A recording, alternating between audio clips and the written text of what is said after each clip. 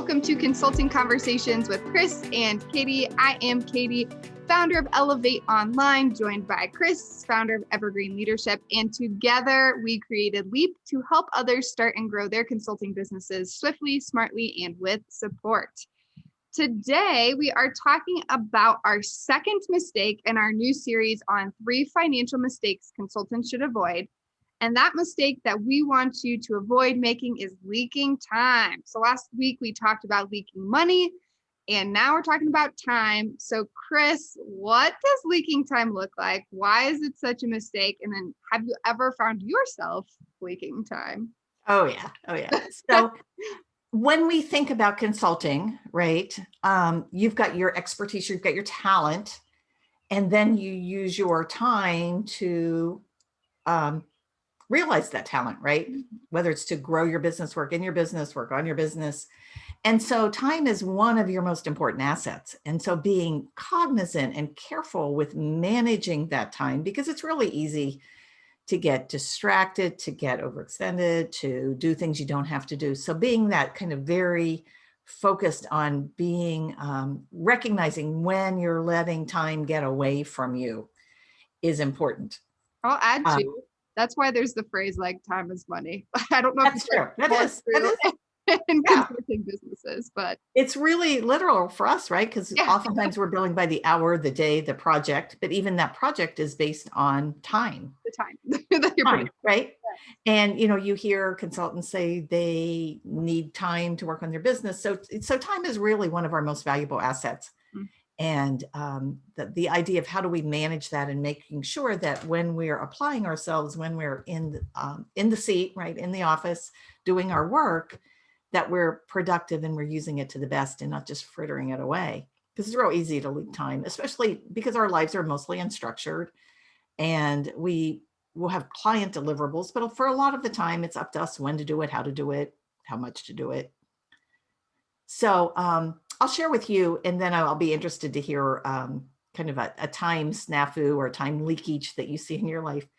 But for me, sometimes I get to the point where I recognize that I'm polishing cannonballs. And this is a term a fellow consultant and I use all the time. And the notion here is you're extending effort beyond what's valuable. Like there's some point where good enough is good enough. And every extra minute, hour, day that you put into proofreading it one more time, adding one more image, changing the wording, doing other things is just really not adding value. There's a diminishing amount of value that you're creating from the time you're putting in. So it's that idea of recognizing when enough is enough.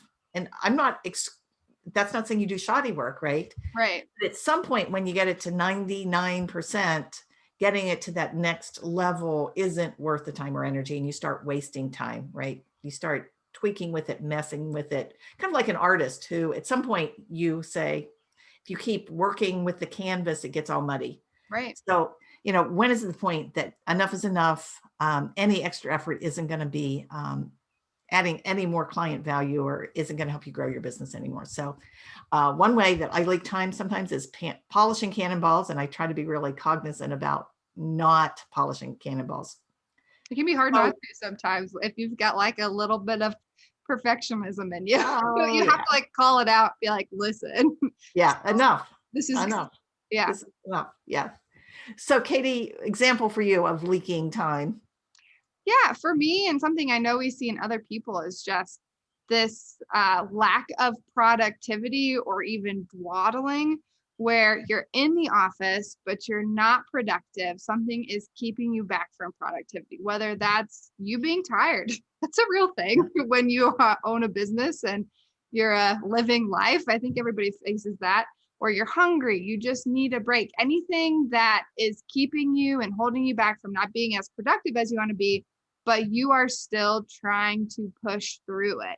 And so I feel like when you get in that state, you're not doing your best work. It's not coming out as quickly as you might need it to be. And it really kind of feels like you're trying to run through chest deep water or something instead of like maybe other times when you can just go for a full out sprint. And so I think one thing that's key for entrepreneurs at any stage is understanding how they work best, understanding what their most productive times are, and then realizing when they feel like they're in this dawdling state where the work's just not getting done like they know it could be, and addressing whatever need it is that they need to fill, whether that is realizing you didn't eat and so you need to go do that in order to come back and do your best work. Or I was sharing with Kris that I sometimes just need a nap. I will hit the 2 o'clock hour and have to make a decision. Should I keep pushing through this work, or do I need a 20-minute nap that I can wake up from, drink some water, and come back just ready to go for my work? Like, that's how my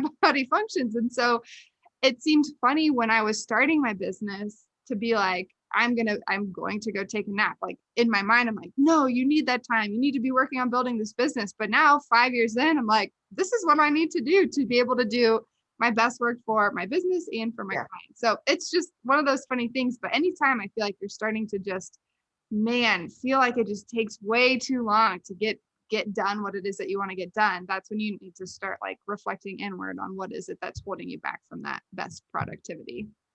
So, Kris, that is, just another one of these mistakes we want people to avoid so they can build these financially sound businesses. But what are some other ways that we can help people?